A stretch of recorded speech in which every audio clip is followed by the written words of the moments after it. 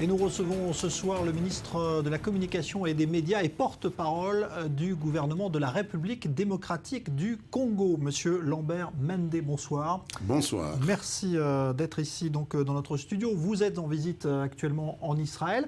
Visite économique, on va en parler dans un instant, mais aussi visite politique forcément, puisque vous vous êtes entretenu aujourd'hui par exemple avec l'ancien président Shimon Peres. C'est la première fois que vous venez en Israël. Comment est-ce qu'on voit ce pays depuis l'Afrique, justement, et depuis la République démocratique du Congo ?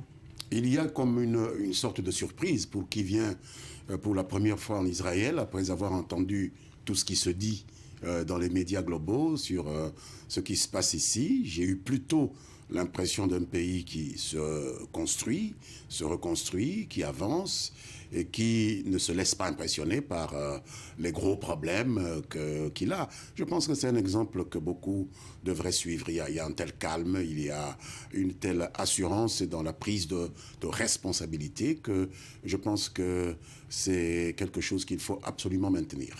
Est-ce qu'on peut dire qu'il y a des points communs justement entre la République démocratique du Congo, dont vous avez vous aussi des frontières qui sont contestées par votre voisin, des problèmes de voisinage on va dire, mais qui sont évidemment parfois problématiques, qui peuvent donner lieu à de la violence, comme c'est le cas pour Israël aussi ? Disons que les problèmes de frontières chez nous ne sont pas du niveau d'une contestation, ce sont des problèmes de sécurité publique, ce sont des problèmes de criminalité transfrontalière, et nous savons ce que c'est que d'avoir des voisins avec lesquels on n'a pas toujours la même conception sur les frontières, et ma foi, les situations sont souvent les mêmes.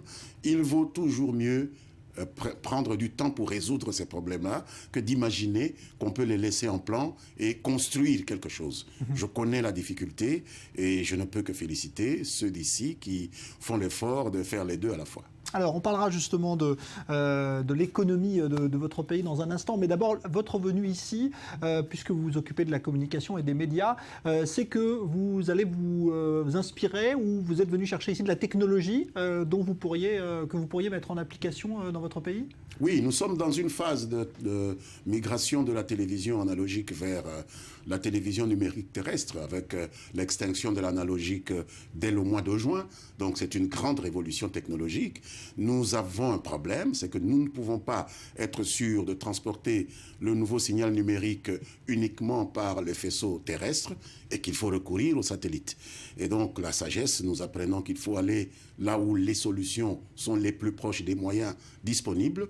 Nous avons été informés de l'existence d'un programme intéressant, un programme spatial, un programme de satellite pour les télécommunications et les communications en Israël. Nous avons pris contact avec eux et ils nous ont aimablement proposé d'emmener une équipe de nos experts, visiter et évaluer cette technologie.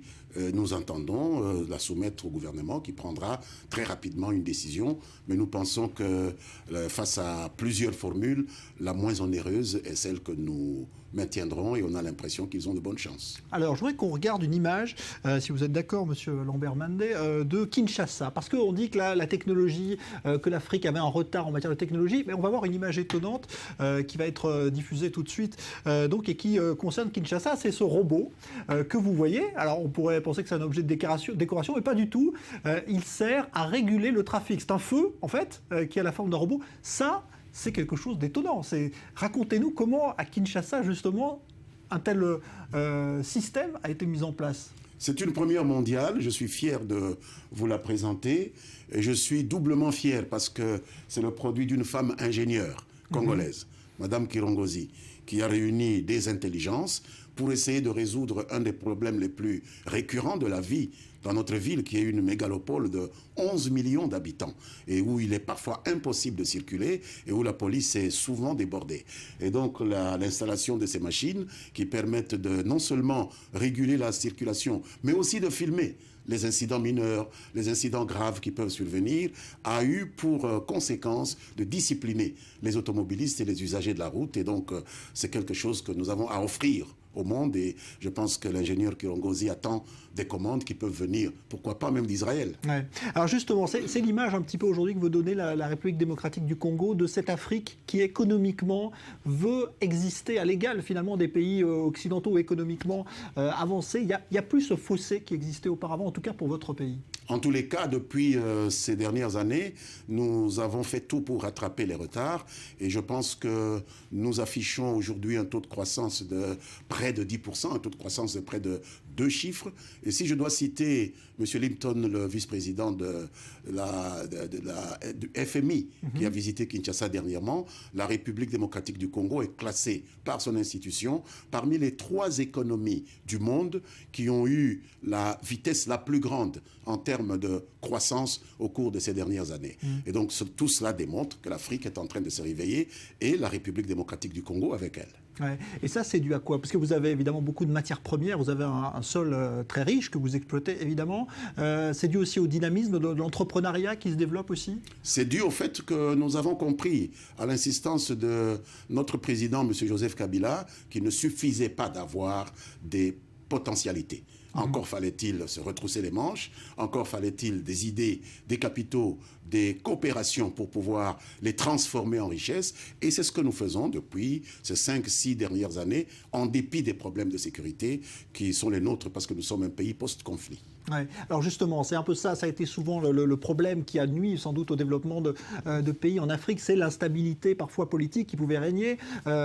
Vous avez réussi à trouver une stabilité politique aujourd'hui, mais il y a ce problème avec le voisin, le Rwanda, pour ne pas le nommer, qui peut-être nuit justement un peu à votre rayonnement, à votre développement. Je pense que nous sommes en train de résoudre ce problème avec le Rwanda parce que nous avons décidé depuis quelques mois maintenant, avec l'accord du Rwanda et de tous les pays de la région et même des Nations Unies, de procéder au désarmement de ces rebelles rwandais qui, depuis qu'ils ont décidé de faire la guerre à leur pays, se sont trouvés chez nous des sortes de coins où ils se sont organisés et où ils ont multiplié des agressions contre nos propres populations, au point que ces rebelles rwandais opposés par principe au régime du Rwanda, sont devenus plus un problème de sécurité pour la RDC que pour leur pays d'origine. Il a été décidé aux Nations Unies, à notre demande, que des actions soient entreprises pour les désarmer de force et les rapatrier dans leur pays avec la coopération du Rwanda. L'opération a commencé il y a quelques semaines. Les Nations Unies ont eu des problèmes, nous ne savons pas lesquels, et notre armée s'y est mise toute seule, et je vous assure qu'elle engrange des résultats extrêmement encourageants. Nous espérons que dans les 6-7 mois qui viennent, on ne parlera de ces rebelles rwandais que comme d'un mauvais souvenir. Est-ce qu'à votre avis, c'est une région, celle où donc vous vous trouvez, parce que c'est un grand pays, la République démocratique du Congo, qui peut retrouver une stabilité durable? Parce qu'on voit bien, même le Nigeria, qui est une grande puissance économique en Afrique, a des problèmes dans sa frontière nord avec la secte Boko Haram. Est-ce que vous pensez que la région où vous êtes peut se trouver épargnée par une instabilité de manière durable? La situation en RDC a évolué tellement qu'on ne peut même plus dire qu'elle soit de commune mesure avec ce qui se passe au Nigeria, qui nous hérisse les cheveux sur la tête. Nous avons en tout 145 territoires ruraux, donc des subdivisions territoriales. Et parmi les 145 subdivisions, il n'y en a que 2 où on enregistre la présence plus ou moins irrégulière de ces forces qui sortent la nuit, qui tuent des pauvres femmes revenant des champs, qui font des embuscades pour attraper des enfants qui vont faire leurs études, et que l'armée pourchasse. Donc pour nous, ça a été réduit à une nuisance qui peut être réglée par des forces de police. Ce n'est plus une guerre conventionnelle. La guerre, si on peut l'appeler ainsi, est devenue asymétrique. C'est des actes de terrorisme, c'est des cases que l'on brûle. Et donc c'est un travail qui met en place de plus en plus des réactions de l'armée, mais surtout des réactions de la police. Rien de tel au Nigeria où des armées entières africaines sont nécessaires pour pouvoir faire face à des hordes organisées, ce qui n'est pas le cas en République démocratique du Congo. Merci beaucoup Lambert Mende, il nous reste vraiment quelques secondes, mais d'un mot, est-ce qu'Israël investit aussi, veut investir chez vous? Est-ce que c'est envisageable ça? Nous avons des relations avec Israël qui ne datent pas d'aujourd'hui. Le président Pérez, l'ancien président que j'ai eu l'honneur de rencontrer, m'a rappelé ce qu'Israël a fait pour permettre à la RDC de disposer d'une armée, ce qu'Israël a fait pour soutenir l'agriculture en République démocratique du Congo. Et l'agriculture aujourd'hui est un des points de la croissance que nous sommes en train de retrouver. Et donc demain, nous espérons que les choses vont revenir dans leur état primordial. Merci beaucoup Lambert Mende, ministre donc des Communications et des Médias. Merci d'avoir été là. C'est moi qui vous remercie.